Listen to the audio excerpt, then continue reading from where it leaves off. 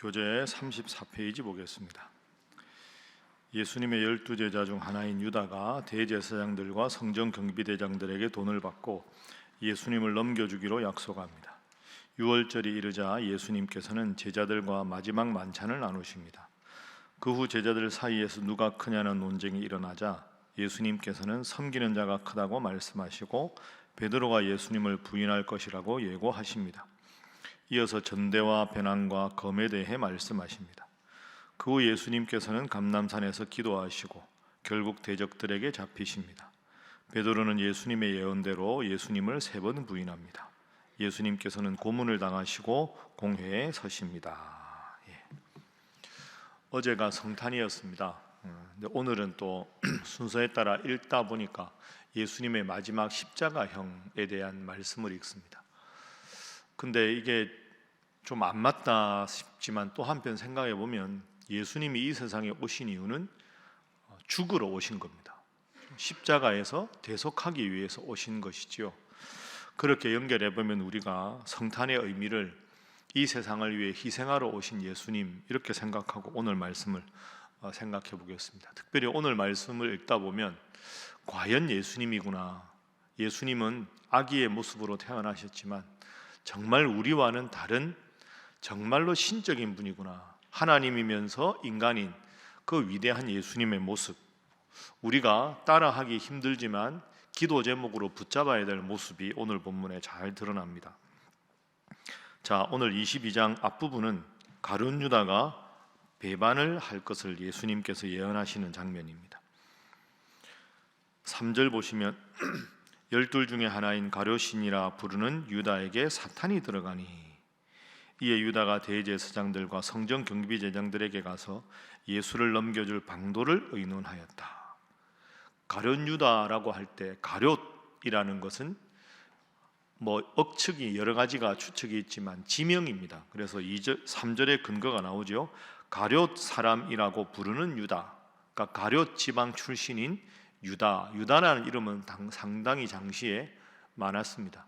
가룟 유다가 예수님의 제자들 중에서도 돈괴를 맡은 제자였습니다. 여러분, 돈괴를 맡았다는 건 아무나 맡기는 게 아니지요. 12명의 제자 중에서 제일 책임감도 강하고 나름대로 가장 정확하고 꼼꼼하기 때문에 그렇게 한 겁니다. 그런데 그 가룟 유다가 예수님을 팔았습니다. 인간적으로만 생각하면 이거 참 상처가 되는 행동 아닙니까? 저 제자야 좀 기대할 게 없다 이런 제자도 아니고 제일 기대할 만한 제자인 가룟 유다가 예수님을 팔았다. 근데 예수님은 요한복음 13장 1절에 보면 자기 사람들을 사랑하되 끝까지 사랑하셨다 이렇게 되어 있습니다. 가룟 유다의 발도 씻겨주셨죠. 세족식 할 때.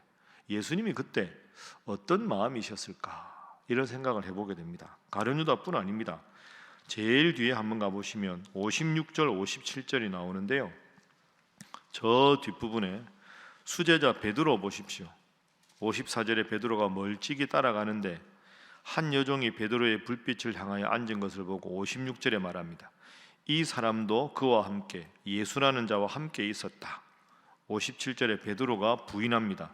이 여자여 내가 그를 알지 못하노라. 여러분, 오늘 이 22장의 장면에서 예수님은 지극히 외로우셨습니다. 3년 동안 동고동락하며 모든 걸 다 가르친 예수님의 제자들은 전부 도망을 가고 믿었던 가룟 유다가 예수님을 팔고 수제자 베드로도 여종 앞에서 예수님을 모른다고 거짓으로 부인하고 있습니다. 그 예수님이 이런 모든 걸 알고도 어떤 마음이셨을까? 여러분도 살다 보면 이럴 때 있지 않습니까? 저도 사실 이럴 때가 솔직히 제일 힘듭니다. 연말 연초에 목사가 참 바쁘거든요. 설교가 많고 교회 일이 바뀌고 몸이 피곤합니다. 이건 견딜 수 있습니다. 그런데 예를 들어서 여러분이나 저나 제가 하지 않은 말, 제가 했던 말이 오해가 되거나 곡해가 되거나 해서 성도들이 시험에 들었다거나 누군가가 실족했다거나 그 말을 듣는 게 제일 힘듭니다. 그런 말을 들으면 앉아도 설교 준비가 안 됩니다. 교인에게 미안하고 마음이 상하기도 하고.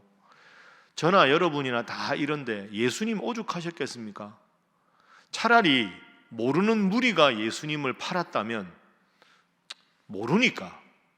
그런데 수제자 베드로, 돈괴를 맡은 가룟 유다, 이 두 사람은 인간적으로 생각하면 제일 마지막까지 부인해서는 절대로 안 되는 두 사람이 이 두 사람 아닙니까? 그런데 이 두 사람이 예수님을 부인하고 예수님을 팔았다. 여기서 우리는 모든 사람은 다 연약하다, 모든 사람은 다 죄인이다, 이걸 다시 한번 깨달을 수 있습니다. 그래서 제가 말씀드린 대로 첫 번째 기도 제목은 사람들에게 최선을 다하되 기대하지 말게 하소서 하는 것입니다. 사람들에게 최선을 다하되 기대하지는 말게 하소서.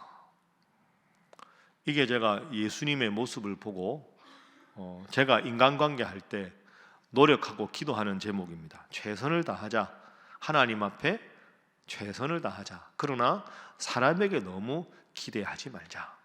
그건 그 사람에 대한 기대를 무조건 접는다, 이런 불신이라는 게 아니고, 사람은 다 연약하다. 아무리 내가 최선을 다해도 그렇고, 또 누군가가 보기에는 내가 또 이런 문제가 있을 수도 있다. 그래서 제가 이번 주일날 설교할 때 말씀드릴 텐데요, 인간관계 제일 중요한 게 이겁니다. 저를 한번 따라해 보시죠. 믿음의 대상은 하나님, 사랑의 대상이 사람이다. 이번 주일날 제가 설교할 때 말씀드릴 텐데, 여러분, 믿음의 대상은 하나님입니다. 사람은 믿어야 되는데 절대적인 믿음을 사람에게 가지면 안 됩니다. 오늘 가룟 유다 보십시오. 베드로, 믿음의 대상은, 참 믿음의 대상은 하나님, 사람은 사랑의 대상이다. 저 사람이 저럴 줄 몰랐다 이러면 내가 힘들잖아요. 믿음의 대상은 하나님, 사랑의 대상. 그러니까 예수님께서 부활하신 후에도 베드로에게 내가 나를 사랑하느냐 이렇게 물으셨습니다.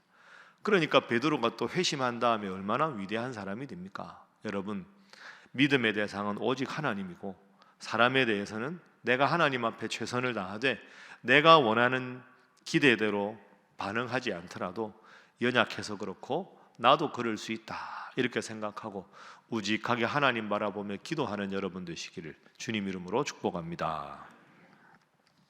자, 예수님께서 14절 이하에 이제 마지막 만찬을 하십니다. 14절부터 23절까지인데요. 자, 먼저 잔을 가지시어 말씀하십니다. 17절 말씀 우리 함께 읽어봅니다. 시작. 이에 잔을 가지사 감사기도 하시고 이르시되 이것을 갖다가 너희끼리 나누라. 아멘. 자, 19절도 읽어봅니다. 시작. 또 떡을 가져 감사기도 하시고 떼어 그들에게 주시며 이르시되 이것은 너희를 위하여 주는 내 몸이라. 너희가 이를 행하여 나를 기념하라 하시고. 아멘. 잔을 나누시고 떡을 나누실 때 먼저 한 일이 감사기도입니다. 17절에도 감사기도, 19절에도 감사기도. 여러분, 이것 끝나고 예수님 겟세마네 동산에 가셔서 기도하시고 그 후에 체포당하시고 신문당하시고 십자가에 죽으십니다. 이 모든 것을 예수님은 다 알고 계셨습니다. 그런데 감사기도 하셨다. 야, 죽음을 앞두고 하나님, 제가 하나님 아버지의 뜻을 이제야 이루어 드리게 되었습니다. 하나님 앞에 감사합니다. 과연 예수님 아닙니까? 여러분, 이 장면에서 감사를 했다.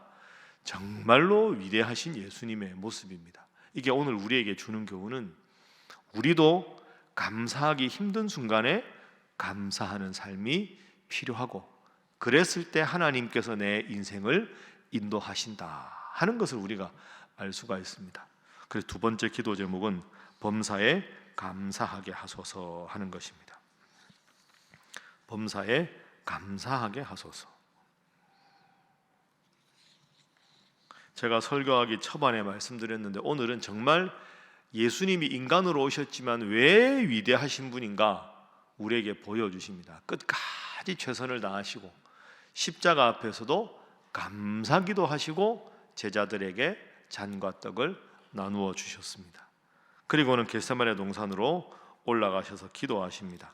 자, 44절 한번 보십시오. 자, 먼저 39절에 보면 예수께서 나가서 습관을 따라 감람산에 가심에 제자들도 따라갔다. 한번 따라해 보시죠. 습관을 따라. 습관을 따라. 예수님 기도는 습관적인 기도입니다. 그렇죠? 새벽 오히려 미명에도 나가시고 습관을 따라 기도하셨다. 여러분, 예수님은 기도할 필요가 없는 분입니다. 하나님과 능력이 같으신 분인데 무슨 능력, 기도가 필요하겠습니까? 그런데 왜 습관을 따라 기도하셨을까요? 제자들에게 모범을 보여주시기 위해서 습관을 따라 기도하셨다. 자, 제자들에게도 유혹에 빠지지 않게 기도하라 하시고 42절 말씀 우리 함께 읽어봅니다. 시작. 이르시되 아버지여, 만일 아버지의 뜻이거든 이 잔을 내게서 옮기시옵소서. 그러나 내 원대로 마시옵고 아버지의 원대로 되기를 원하나이다 하시니. 아멘. 아버지의 뜻이거든 이 잔을 내게서 옮겨주십시오. 가능하면 십자가의 이 형틀을 제가 지지 않았으면 하고 바랍니다. 그 다음, 그러나 내 원대로 마시옵고 아버지의 원대로 되기를 원하나이다. 이게 가장 위대한 예수님의 기도입니다. 밤새 기도하셨는데 내 뜻대로 마시옵고 아버지의 뜻대로. 여러분, 정말로 이 위대한 기도 아닙니까? 죽음을 앞두고 내 뜻대로 마시고 죽어야 되는 것이 아버지의 뜻이라면 따르겠습니다. 제자들도 도망가고 사람들은 비웃고 조롱하고 구약에 대해서 제일 잘 아는 종교 지도자들도 다 예수님에 대해서 인정하지 않는데 내 뜻대로 마시고 아버지의 뜻대로. 그래서 세 번째 기도 제목입니다. 오직 하나님의 뜻을 이루는 자가 되게 하소서 하는 것입니다. 오직 하나님의 뜻을 이루는 자가 되게 하소서. 내 뜻대로 마시옵고 아버지의 원대로 되기를 원하나이다. 이제 말씀을 요약하고 정리해 보겠습니다. 여러분, 오늘 세 가지 기도 제목은 우리에게도 참 힘들고 부담스러운 기도 제목입니다. 그러나 그렇기 때문에 역설적으로 기도해야 되는 거죠. 우리가 쉽게 실천할 수 있으려면 기도 안 해도 다 할 수 있지 않겠습니까? 가룟 유다가 예수님을 팔아도, 수제자 베드로가 예수님을 부인해도 최선을 다해서 그들의 발을 씻겨주시고 끝까지 사랑하셨던 주님 생각하면서 믿음의 대상은 하나님, 사랑의 대상이 인간이다 생각하시고, 또 십자가를 앞두고 성찬식에서 감사하신 예수님 생각하면서 오늘도 감사로 하루를 열어가시고 내 뜻을 이루는 기도가 아니라 주님의 뜻이 나를 통해서 이루어지는 그런 삶을 사셔서 지금은 실패하는 것 같고 지금은 힘든 것 같고 지금은 답답한 것 같으나 결국 하나님께서 부활의 예수님으로 우뚝 세워주시는 것처럼 그날 오는 날까지 기도하고 낭망치 않고 감사하는 여러분 되시기를 주님 이름으로 축복합니다. 우리 이 세 가지 제목을 위해서, 또한 우리 신일교회를 위해서, 또한 연말연시 동안에 하나님 뜻에 따르는 우리 교회가 되며 우리의 삶이 되게 하여 주옵소서 기도하시고, 이 복잡한 나라 시국을 위하여, 또한 북녘에 있는 동포들을 위하여, 우리 선교사님들 위하여 다 함께 주님 앞에 기도하겠습니다. 주여 믿습니다. 주여 믿습니다. 주여 믿습니다.